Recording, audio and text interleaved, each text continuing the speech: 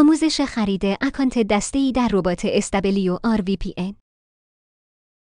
ابتدا یک اسلش بزنید و ربات خود را آپدیت کنید.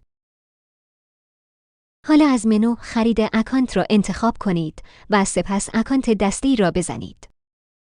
حالا شما وارد پنل خود شدید. ابتدا زمان اکانتی که قصد خریداری دارید را انتخاب کنید و سپس تعداد اکانت خود را بنویسید. اسم اکانت را بنویسید و بهتر است به جای عدد از حروف استفاده کنید. حالا تعداد عدد رمز اکانت ها را انتخاب کنید.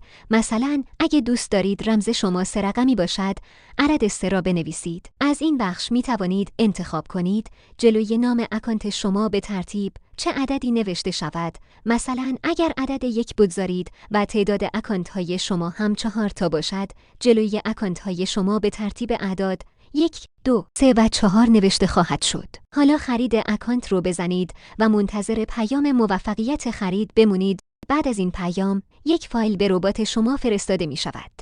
این فایل 1 ساعت اعتبار آپلود دارد. پس فایل رو دانلود کنید و نام اکانت ها و رمزهای ساخته شده رو مشاهده کنید.